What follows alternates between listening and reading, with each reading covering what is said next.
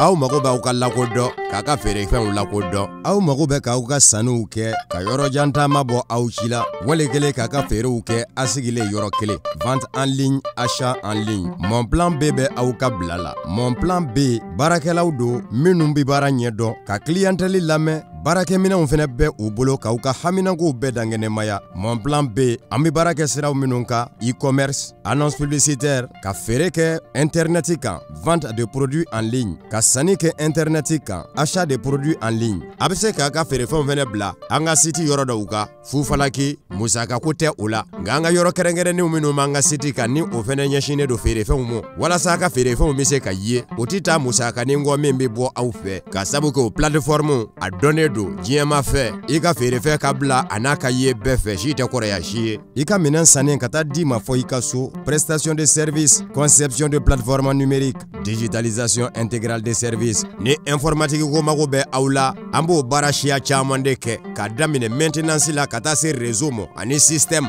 nin bɛɛ bi kɛ aw ye an fɛ mon plan B commerce général bilasiralikanw ni ladilikanw conseil en vente de produits en ligne sondage enquête d'opinion intégration analyse et transformation des données fɛn o fɛn informatique ko baara ye an b'o bɛɛ lajɛlen kɛ consultation juridique et assistance en passation de marché n'aw b'a fɛ ka marché ko kuma ɲɛnabɔ sariya ko ta fa minnu bɛ an bi nin bɛɛ ɲɛnabɔ mon plan B anw fɛ yen a ye feere kɛ ka sanni kɛ en ligne lafiya kɔnɔ teliya ani nɔgɔya la mon plan B a sigiyɔrɔ bɛnnen filɛ Bakɔ Jikɔrɔ ni Golfo ma immeuble Mariamu Jara 30 mètres da la n'aw mago bɛ kunnafoni wɛrɛ la 68 48 80 80 wali kelen 73 73 33 40 email info@monplanb.net site web www.monplanb.net mon plan B lakana jɛlenya ani teliya.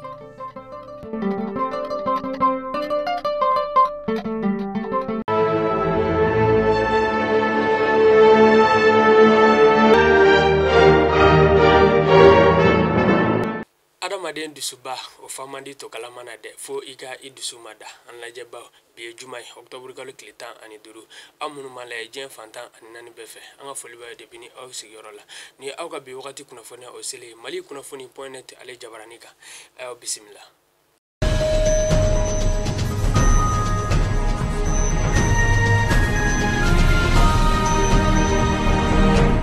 Lajɛbaw office central de lutte contre l'enrichissement illicite n'olu ka ca kɔni bɛnnen bɛ yurugu o ko ɲɛ ɲinini ma an ka jamana o kɔni kɔnɔna la yan olu y'u ka san 4 o baara kɔni k'o sɛbɛn ta k'o di an ka furancɛla fanga ɲɛmaa ma n'o ye colonel Asimi Goita ye san 4 jumɛn yɛrɛ min ye a daminɛ san 2019 tɛmɛnen ka n'a bila san 2020 tɛmɛnen fana la o kɔni yurugu ko minnu kɛra an ka jamana kɔni kɔnɔna la u ye sɛgɛsɛgɛli ko la k'o sɛbɛn ta k'o di an ka furancɛla fanga o ɲɛmaa ma n'o ye colonel Asimi Goita ye wa u ye yira kɛ k'a fɔ ko jurugu wale 9 o de yera an ka jamana kɔni cakɛlaw kɔ wa o kɔni nafolo kasabi biti yɛrɛ sɔrɔ sefa wari miliyari 7 bɔɲɔngo de kɔni na u ye nin sɛbɛn kɔni ta ka di an ka furancɛla fanga ma an ka furancɛla fanga fɛnɛ ko u ma inshallah nin sɛbɛn kɔni fɛnɛ bɛ ta ka di an ka sariya tigilamaw kɔni sɛgɛrɛ k'a da k'a fɔ ko maa kɔni nɔ u bɛna minɛ nin kɔni wale in kɔni kɛli la i bɛna ɲangi kosɛbɛ.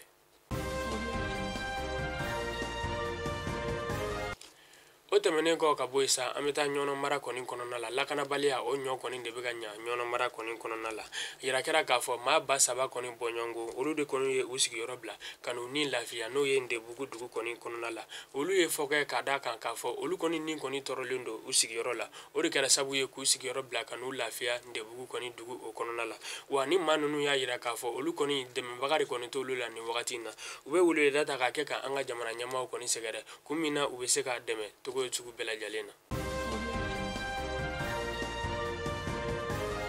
Ko min ka ca maa 2000 kɔni bɔɲɔngo ye ɲɛdimi de bɛ maa minnu na an ka jamana kɔni kɔnɔna la yan nɔ nin kuma nin kɔni sɔrɔla ɲɛfurakɛlikɛlaw fɛ an ka jamana kɔni kɔnɔna la yan nɔ kunu alamisa don min kun ye don kɛnɛkɛnɛ fiɲɛ ani ɲɛdimi o kɛlɛli ye jamana kɔni kɔnɔna la yan nɔ ɲɛfurakɛlikɛlaw y'a yira k'a fɔ ko ɲɛdimi a bɛɛ lajɛlen tɛ se ka maa kɛ fiɲɛtɔ ye ko ni ɲɛdimibagatɔw kɔni wulila ka se ɲɛfurakɛlikɛyɔrɔw la min b'a to u ɲɛw bɛ se ka layɛ cogo min na fura bɛ se ka sɔrɔ u ɲɛw la walasa u kana kɛ fiɲɛtɔ ye don n'a nataw kɔnɔna la. Ko min ye kapu ale ni BT1 ani BT2 o kɔni jaabiw bɔra an ka jamana kɔni kɔnɔna la yan nɔ kunu alamisa cakɛda min ka baara bɛn bɛ ɲɔgɔndanw ko ɲɛma an ka jamana kɔni kɔnɔna la yan nɔ olu yira kɛ k'a fɔ ko ɲinan kapu 100 sara la maa 41 olu ye kapu sɔrɔ o fɛnɛ kɔfɛ tuguni u ye yira kɛ k'a fɔ ko BT1 100 sara la maa 27 olu ye BT1 sɔrɔ ko BTD 100 sara la maa 77 olu ye BTD sɔrɔ o b'a yira k'a fɔ ko yɛlɛma dɔ kɛra nka ko a jiginna fana ka tɛmɛ salon ta kan. An balima Mali kunnafoni jabarani layɛbaaw ni kunnafoni ninnu bɛɛ lajɛlen bɛ sɔrɔ malikunafoni.net ale ka compte Facebook a n'a ka compte Twitter kan an bɛ aw fo k'aw waleɲuman dɔn ala ka bi juma tile timɛ ko ɲuman di anw ni aw bɛɛ lajɛlen ma aw k'an bɛn ntɛnɛndon kunnafoniya wɛrɛw kɛnɛ kan.